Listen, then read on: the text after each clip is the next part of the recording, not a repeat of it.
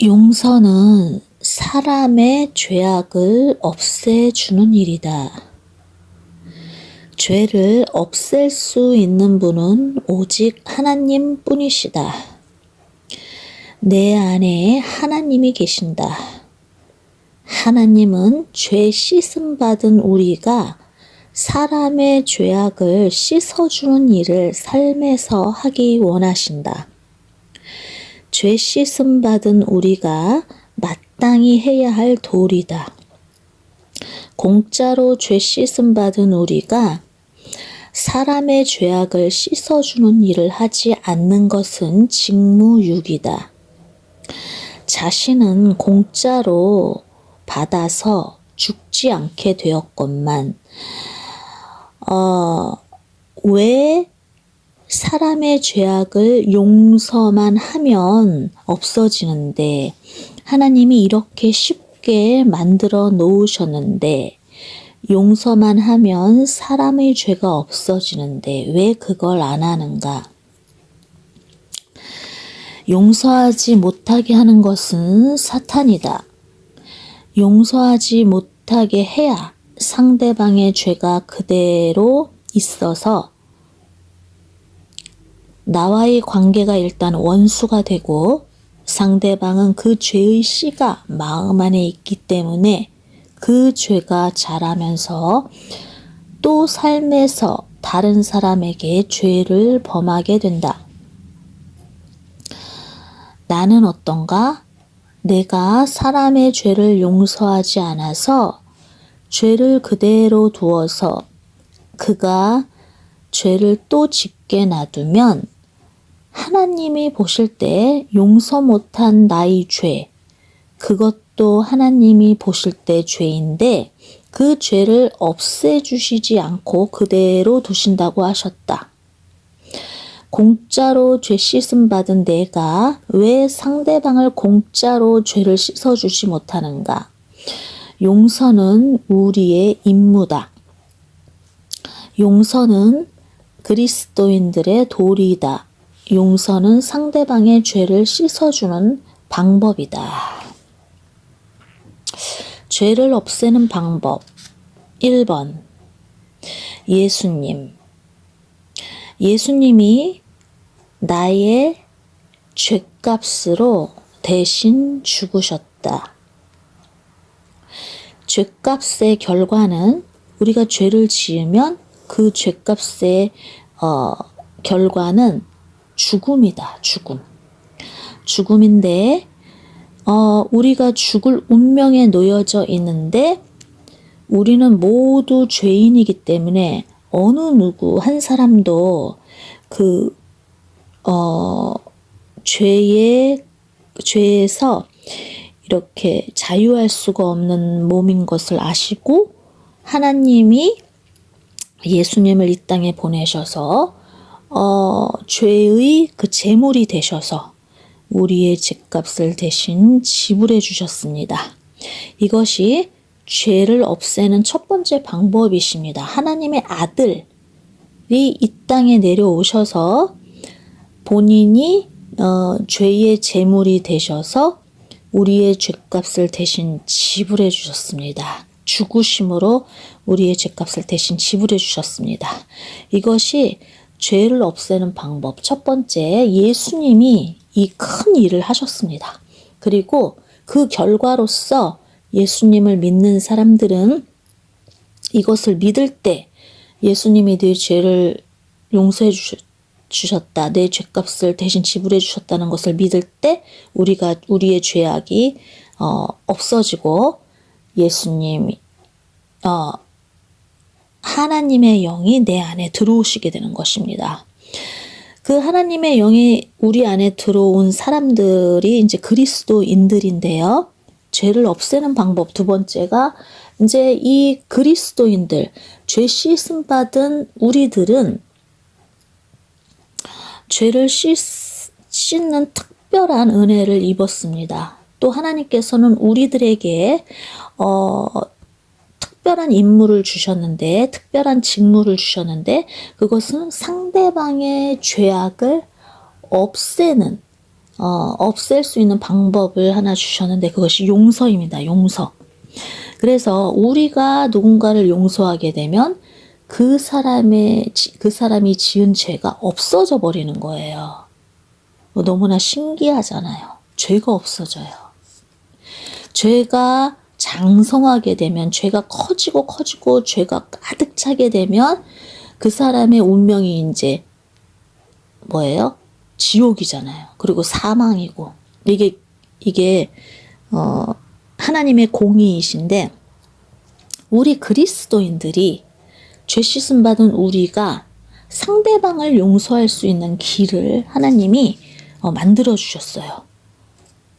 그의 죄가 없어지는 방법을 만들어 주셨는데 그것이 용서입니다. 용서예요.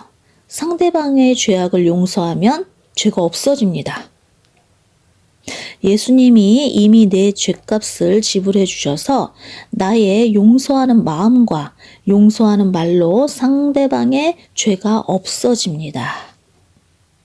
또는 이 용서하는 마음과 용서하는 말과 또는 대신에 내가 그 사람의 죄값을 대신 지불을 해서, 예를 들어서 어떤 그 사람의 빚이 엄청나게 많은데 그 죄값, 그 빚을 대신 갚아주는 거, 뭐 이런 것도 다 용서에 해당이 되는 거죠. 그 사람의 죄가 없어지는 것입니다.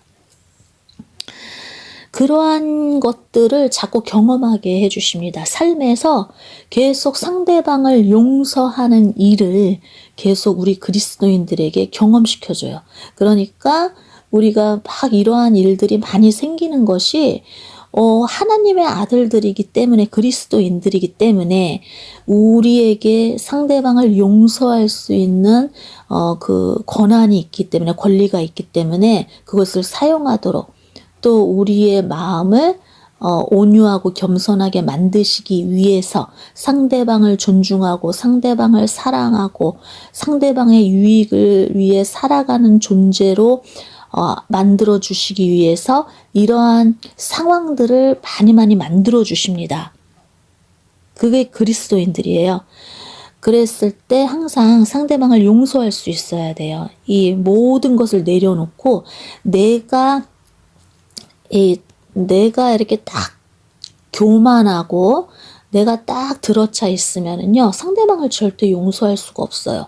그런데 내가 나의 이 욕심과 나의 그런 세상적인 그 모든 것들을 죽이면 내가 이 세상에 대해서 완전 죽었다. 십자가에다가 나의 그 모든 세상적인 것들을 다 못 박으세요. 그러면은요, 죽어버려요. 내가 죽어요. 그러면요, 이제부터는, 그때서부터는 예수님이 일하시게 되어 있습니다. 그러면 예수님이 일하실 때 이러한 예수님이 이러한 상황들을 주시고 상대방을 용서할 수 있는 그런 상황들을 주시고 용서하게 하십니다.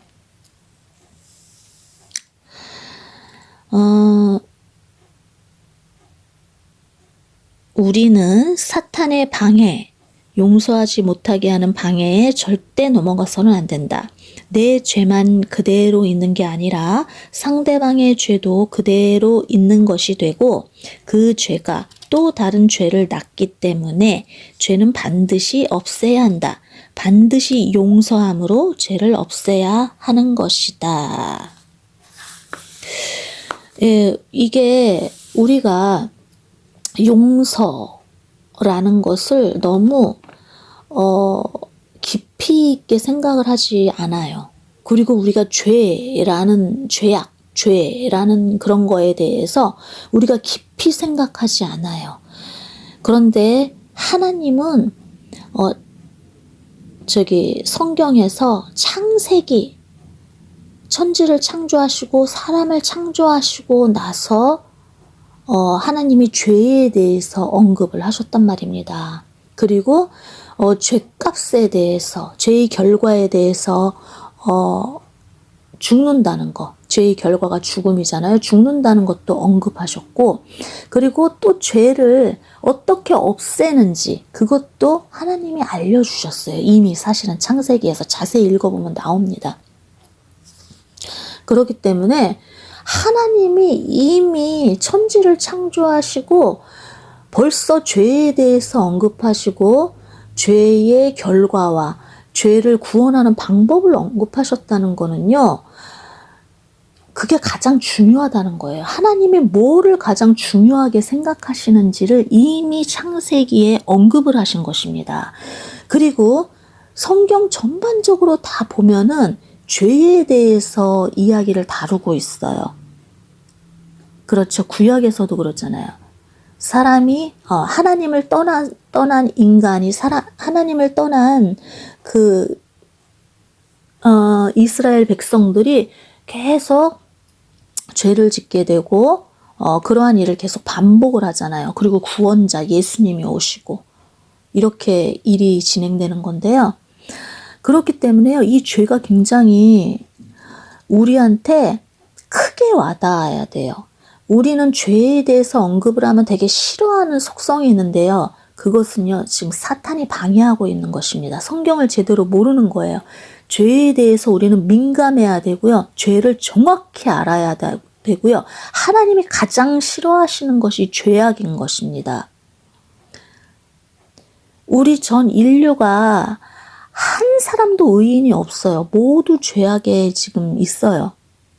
그 우리의 인류를 불쌍히 여기시고 긍휼히 여기시고 그 죄악에서 구원하시기 위해서 예수 그리스도를 보내주신 거예요. 그것은 이미 구약에서 여러 상황들을 통해서 알려주셨고요. 그것이 실제 실행된 것은 예수님이 오셔서 실행하셨잖아요. 여러분 이것을 꼭 믿으시고 이 죄악이 얼마나 중요한 것이고 이것을 없애는 것, 죄악을 없애야지 우리가 하나님과 연합할 수 있다는 것, 하나님이 이 죄악과 함께 하실 수 없다는 것, 우리가 죄를 계속 그대로 놔두면 하나님이 우리 안에 계실 수가 없다는 것, 사탄이 우리의 주인이 된다는 것, 이것이요 굉장히 중요한 거거든요. 이 성경 말씀 중에서 굉장히 중요한 거예요. 핵심이에요, 핵심. 그런데 이것을 소홀히 하면은요, 이것을 소홀히 하고 이것을 왜곡하고 이것을요, 눈이 흐려져 가지고요, 잘 못 보게 만들고 세상적인 가치관이 이렇게 슬며시 들어와서 이 죄악을 혼미하게 하는 거, 이런 것들 다 사탄의 방해 공작입니다. 우리가 그런 거에 지금 많이 빠져 있어요. 그래서 그리스도인들도 사역자들도 이 죄에 대해서 언급하지 않고 사역자들조차도 죄악을 용서하거나 또는 이 죄에 대해서 깊이 다루지 않고 죄를 심각하게 생각하지 않아요. 다 지금 뭐예요? 다 지금 잠자고 있는 거예요. 지금 이 영혼들이 지금 다 잠들어 있고 지금 다 이렇게 오염되어 있는 거예요. 우리의 혼이 타락되어 있는 것입니다. 뭐예요? 하나님이 그 안에 안 계신 거예요. 제가 너무 오버해서 얘기를 한 것 같나요? 아니에요.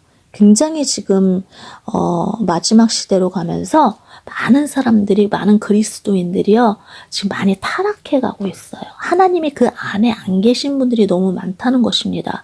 세상을 따라가니까 그래요. 세상을 따라가서 하나님이 그 안에 안 계시는 거예요. 그러면 다시 이것을 어떻게 복구할 것인가, 어떻게 회복할 것인가, 하나님과 연합의 관계를 추구해야 하는 거예요. 하나님을 깊이 사랑하고 하나님과 은밀한 독대의 시간을 가져서 하나님이 항상 내 안에 계시게 하고 내 안에 있기를 원하고 항상 그 죄악을, 세상을 떨쳐버리는, 뿌리쳐버리는, 항상 세상에 대해서 죽는, 나는 날마다 죽노라, 이것이 항상 우리의 고백이 되고 매일 죄악을 씻는 그 삶을 살아야 하는 거예요. 죄악을 씻는 삶은 자기를 부인하는 삶이고, 그 모든 그 상황 속에서, 하나님이 주시는 상황 속에서 이 죄악을 버리고 회개하고 하나님의 말씀으로 돌아오는 것이 그냥 우리의 일상의 삶이 되어야 하는 것입니다. 이것이 너무 어렵게 느껴지고 무겁게 느껴진다고 생각하는 이유는 우리가 그만큼 세상에 물들어 있다는 거예요.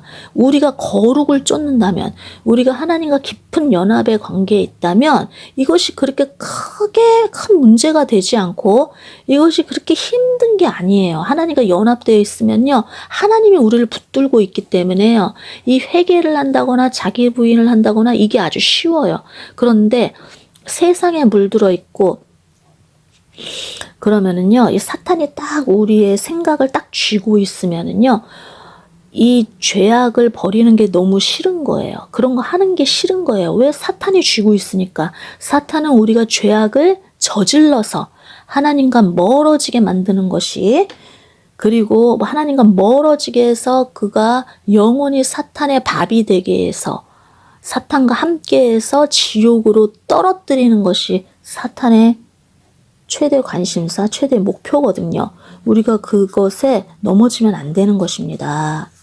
그래서 이 말씀을 제가 전하는 이 말씀 너무나 제가 부족하게 이렇게 전하지만은요, 저는 최대한 쉽게 설명하기 위해서 이렇게 설명하는 거예요. 최대한 쉽게 설명한 거예요. 그렇기 때문에 제가 쉽게 설명을 했지만 이 말씀을 잘 받아들이고 싶지 않은 사람들이 있어요. 그렇기 때문에 우리가 진짜 하나님과 깊은 연합의 관계에 들어가서, 하나님과 1대1의 관계에 들어가서요, 그가 진짜 이 마지막 시대를 잘 버티고 견디고 사탄에게 속지 않고 하나님께 쓰임받는 그런 자들이 되기를 축원합니다.